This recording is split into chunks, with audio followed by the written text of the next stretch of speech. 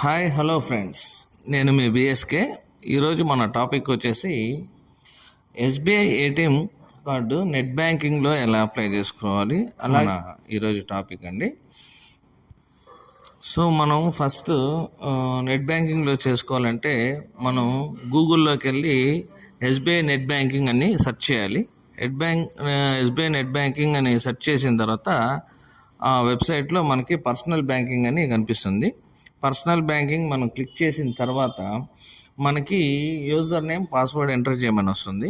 మనం user name password enter చేసిన తర్వాత మన మొబైల్కి ఏదైతే ఎస్బీఐ అకౌంట్లో మనము రిజిస్టర్ అయిన మొబైల్ నెంబర్కి ఓటీపీ అనేది వస్తుంది.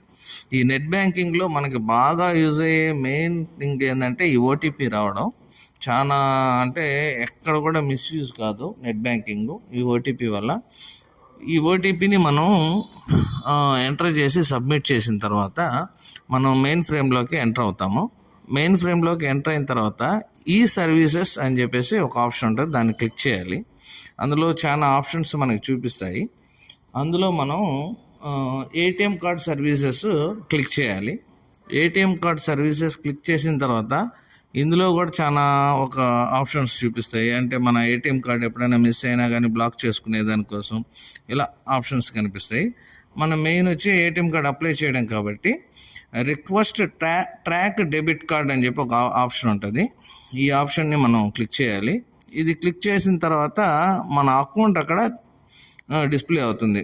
కొంతమందికి 2 అకౌంట్లు కూడా ఉంటాయి కాబట్టి సో మనం ఏ అకౌంట్ నెంబర్కి ఏటీఎం కార్డు కావాలో ఆ అకౌంట్ని క్లిక్ చేసి అక్కడ కార్డు సెలెక్ట్ చేసుకోవాలి. అంటే డెబిట్ కార్డ్ అని ఉంటుంది, మై కార్డ్ అని ఉంటుంది. దానిలో మనం డెబిట్ కార్డ్ సెలెక్ట్ చేసుకొని తర్వాత నేమ్ ఆన్ ది కార్డ్ అని ఉంటుంది. సో అక్కడ మీకు ఏ విధమైన పేరు కావాలో ఆ పేరుని మనం సెలెక్ట్ చేసుకోవాలి. సెలెక్ట్ చేసుకున్న తర్వాత నెక్స్ట్ వచ్చేసి కార్డు టైప్ వస్తుంది. అంటే మనకి visa card, master card, RuPay card ఇలా కార్డ్స్ ఉంటాయి కదా, అవన్నీ డిస్ప్లే చేస్తుంది. సో మీకు ఏ కార్డు కావాలో ఆ కార్డుని మనం సెలెక్ట్ చేయాలి. సెలెక్ట్ చేసిన తర్వాత ఇచ్చిన తర్వాత సబ్మిట్ చేయాలి.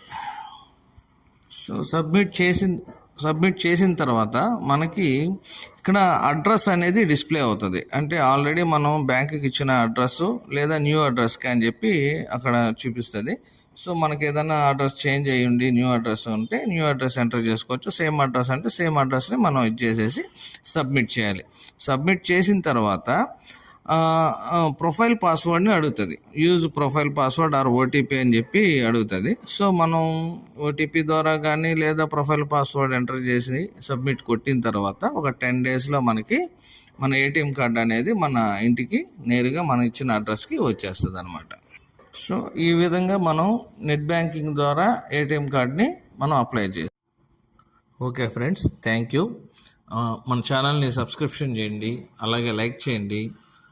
మీకు ఏదన్నా వీడియోస్ మంచి కావాలంటే కామెంట్లో నాకు చెప్పండి. నేను ఆ టాపిక్ మీద వీడియో చేసి మీకు షేర్ చేస్తాను. అలాగే మీ ఫ్రెండ్స్ అండ్ ఫ్యామిలీ మెంబర్స్ కూడా మన ఛానల్ని షేర్ చేయండి, సబ్స్క్రిప్షన్ చేయమని చెప్పేసి చెప్పండి. Thank you friends.